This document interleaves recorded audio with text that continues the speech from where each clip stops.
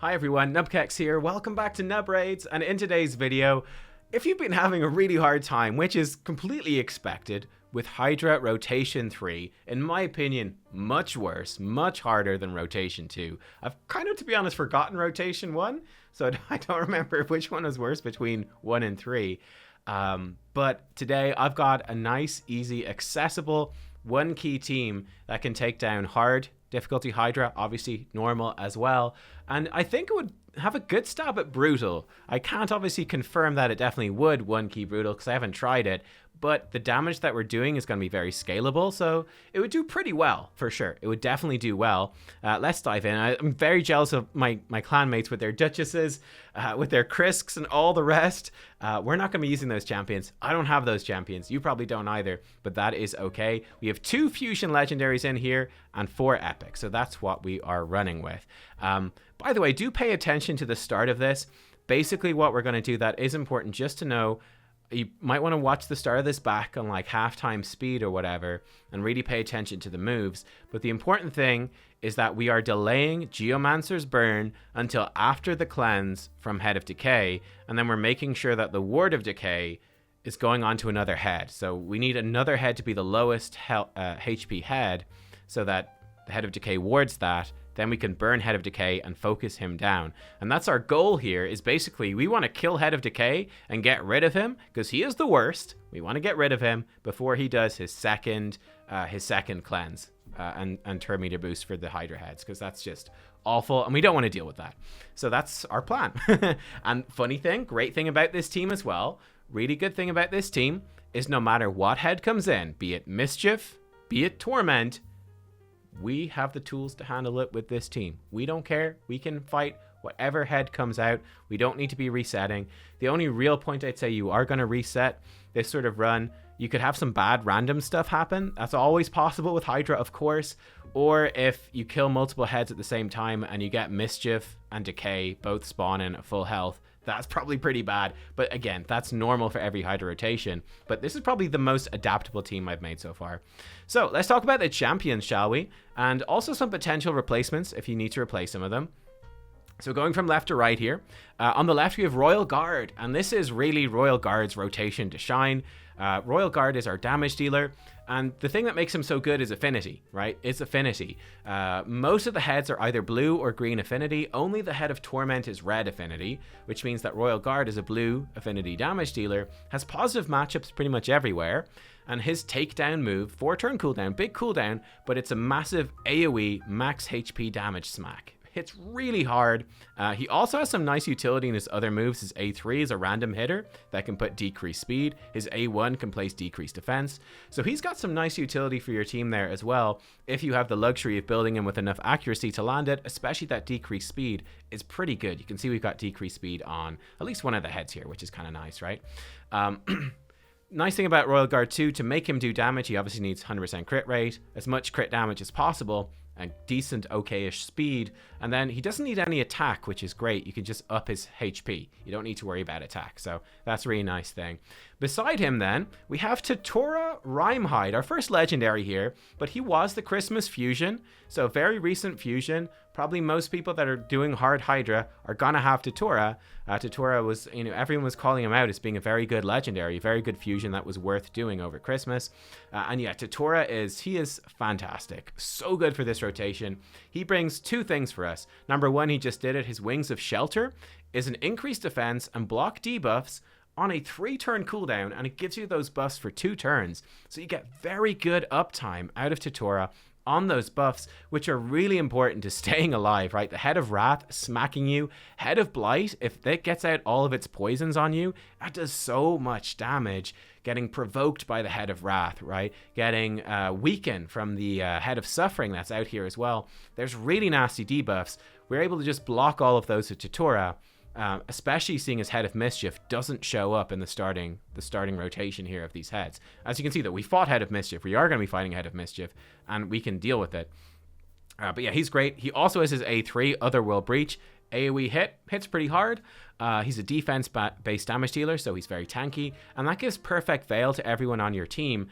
Perfect Veil is fantastic because it gives you damage reduction, which is awesome. and I think it's 15% damage reduction when you're under Perfect Veil, so that's great to survive all of these hits coming in. And it also gives us an answer to the Head of Torment. Whenever Head of Torment shows up, that's okay. We're going to have the Perfect Veils to avoid most of the true fears. We're not going to have perfect coverage, but we'll avoid most of them. And our comp is still going to function, which is what we want. Beside him then is Brogni, who's probably the most inaccessible of these champions. Now, he was a fusion last year, but he was very difficult to get, although we all knew he was crazy OP at the time. So everyone who could get him obviously got him. But yeah, believe it or not, Brogni is probably the most replaceable champion in this entire composition. Brogni gives you shielding with block debuffs and increased attack on his A3. Increased attack is nice, but we don't really need it. It's only adding a tiny bit of damage, and we actually already have block debuffs from Tatura. So we could get away with not having that. The main thing he's bringing us is the shielding, right? He's bringing us shields. And he does, a decent chunk of damage, not crazy damage, but a decent good chunk by reflecting damage off those shields with his passive. He does a little bit of healing as well. But really, we could bring in lots of other champions to substitute. So I think Sigmund, High Shield, another legendary fusion last year, would be a good substitute. He does the same shield on his A3, but he gives you AoE Strengthen instead, which is a buff we don't have. So that would add a lot to our survivability. He has an AoE decrease attack as well, again, adding to your survivability. And then he has a whole bunch of buff removal on his A1 and his passive, which would help you with like Head of Wrath and stuff. So I think he's a solid alternative, very solid. In terms of, I think Mithrala Lifebane, when you get her from Hydra, would be better than Brogni here as well. Then I think even in Epics, there's a few good alternatives. I think that Taragi the Frog, actually, would probably be really good. He brings you, again, AoE shielding with ally protection, and he's super tanky himself, brings some decreased attack, and some poisons, which work against suffering and decay. So not too bad, actually. And yeah, I think that probably Melga would also be a good one from the epics. She's a dwarf epic that brings you, again, AoE shielding with continuous heals this time. And she also has a revive and some buff removal on her A1. So Melga would be very solid too. So there's lots of options here. There's probably more I'm not thinking of. You're basically looking for shielding so that you can get through and not have to worry about being one shot, right? We get taken very low. You can see there's a lot of damage coming out from these heads. That shielding, particularly for Royal Guard, will just help him stay alive and not fall over quite as much. Geomancer then is in the middle of our composition. Geomancer, I'd say, unfortunately, for the way that we're playing this particular comp, Geomancer is basically essential. He's just amazing, right? Single target HP burn, deflex, I think it's 15% of incoming damage onto the enemy that you've burned. So again, it's making your team way tankier, and it also procs max HP hits. If they hit Geomancer, it reflex max HP hits. So it's really high scalable damage, helping you stay alive, doing loads of damage, just build him tanky. He has an AoE decrease accuracy as well, which is actually quite helpful. So yeah, Geomancer's really good. You can bring in other HP burners, but the comp is going to work differently. So you could bring in Mordecai, is very good this rotation. Who else is good? I think Drexthar is pretty okay. So you could bring in other HP burners, but they're not going to give you that single target focus damage that we're kind of relying on here to pick off and pick on Head of Decay and Head of Mischief when they show up. Right, so that is one thing. Just being eaten there, actually. Bad timing, but there you go. Godseeker Aniri. Again, just so good. So good. She is our reviver. She's a single target revive. She also brings an AoE heal that extends our buffs and also decreases the duration of the enemy debuffs. As you can see from this run in the background, decreasing enemy debuffs is not that important, but extending our buffs is really, really good. It just gives us complete coverage with those shields, with the block debuffs, increased defense, all that stuff. She gives us more complete coverage, which keeps us safer. As you can see right now, when those buffs aren't on and the Hydras are kind of wrecking us, it gets scary. Like, this is the scariest part of the run right now, apart from obviously the end where you ultimately inevitably die. But yeah, it gets pretty scary here until Godseeker and Ugo can start topping us back up. You see, I'm feeling pretty confident. I didn't even bother healing with Ugo there. We went straight in. Straight in. But Godseeker is helping pick us up, and Ugo give us another chunk of healing. Ugo in as well. This is Ugo's rotation. Believe it or not, I was initially running comps like this with Lydia and having much worse success. And I was trying to figure out what was going wrong. but Ugo is just so good. Blue affinity, so she's best affinity for all but the Head of Torment, and we don't really mind the Head of Torment. Just let him do his thing, leave him be. He will die. We want to avoid him as much as possible. But Ugo, block buffs and decrease defense AoE on a 3-turn cooldown is so useful to prevent those poison clouds going out, to stop buffs going on Head of Wrath, to stop buffs going on, Suffering, putting Ally Protect out, all of this stuff. It's just insanely good. And that gives us our answer to the Head of Mischief as well. Head of Mischief comes in, not only can she block buffs on the Head of Mischief, but she can put block buffs on basically all the other heads. So even if the Head of Mischief does get lucky and steal some stuff, she can stop him spreading it around. She also brings on her A3 a heal that also cleanses you a little bit. She's just phenomenal. I think it's very difficult to replace her. I think if you want to replace her with another block buffs, like the best replacements are legendaries, which isn't much of a replacement at all in terms of budget. Like Tahanarak, Lady Kimmy, very good options there as well. But I mean, they're tough to come by, very tough to come by. So I don't know how you replace her. You could bring in an epic like Umbral Enchantress, but then you'd need to find your decreased defense and your healing elsewhere in the team, which makes it more difficult. I'd really recommend, if you've got Ugo, I'd really recommend building Ugo. Yeah, if I was replacing anyone on this team, I'd be replacing Brogni and Godseeker. You could swap those out for other things. You do need a revive, just because Royal Guard especially can die. I think Ugo died or almost died there just a couple of minutes ago. So watch out for that. But yeah, as you can see, this comp, we're way past now the one key value. I'm going to let it play out, and I will see you at the end. We'll see how everyone did in the stats, and I'll show you their builds in-game as well. So let's go.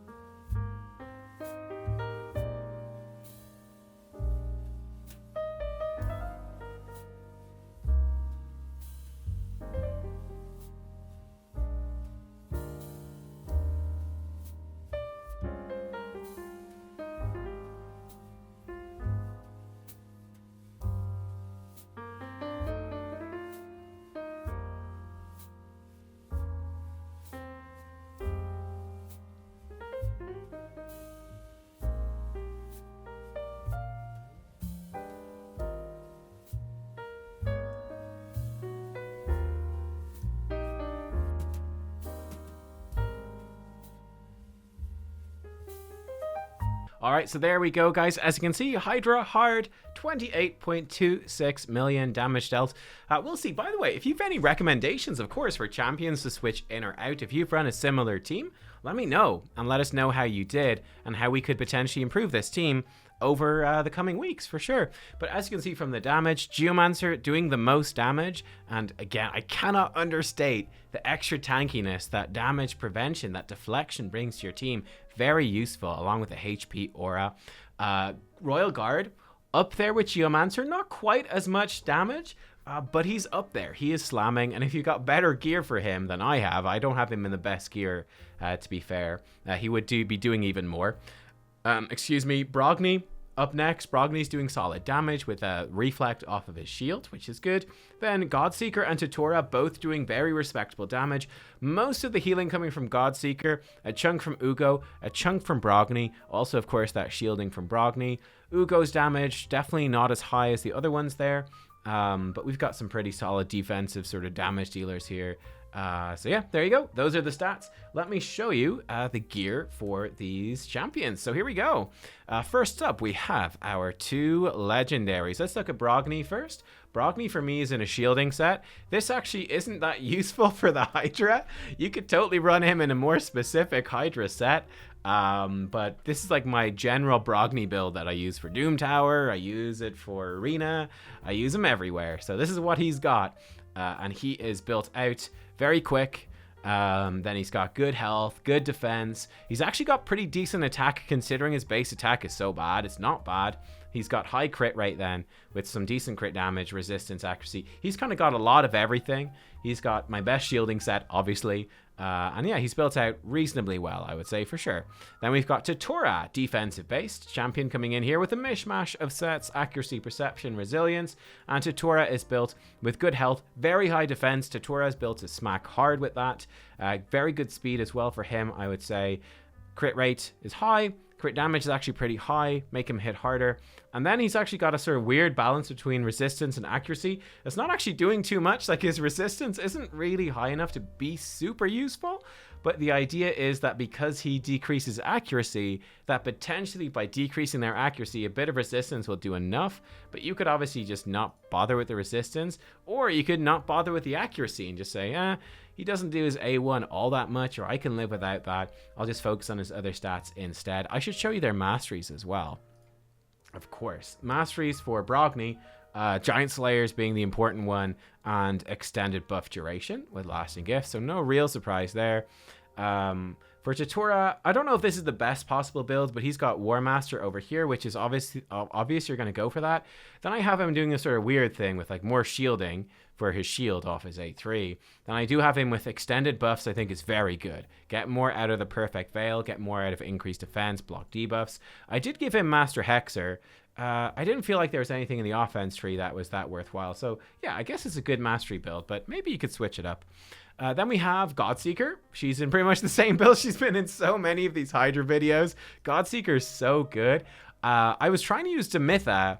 Now, Demitha does a lot more healing than Godseeker, but I just couldn't find the revive anywhere on my team. If I had a Duchess, and I could put Duchess in instead of the Brogni or instead of Tatura, put Duchess in instead, then you could bring in Demitha easily instead of Godseeker. But you just need someone with revive, and Godseeker brings that. So she has good health and defense, decent speed and high crit rate, and then sort of that mishmash of resistance and accuracy. Honestly, I'd probably just not even bother with the accuracy and crank her resistance up more, or simply not bother with either, just to up these other stats, because she's like, these three champions so far are pretty stat hungry. They kind of want everything, right? They scale really well off of everything. She has a regen set to help her stay alive. And for her masteries, she is going down War Master. And then she has some counterattacking stuff, right? And some turn meter. To help her out, because she's not placing any buffs. She's simply extending your buffs. So yeah, that's what she's doing. Then we have no Shamail this time. Bye-bye, Mr. Shamail. You're not in. Goodbye. Geomancer, he's in. Now, I don't have him in the best set, and actually you could get much more out of your Geomancer if you put him in either Relentless set or Reflex set. So Relentless is chances to get extra turns, Reflex is chance to get cooldown on your skills.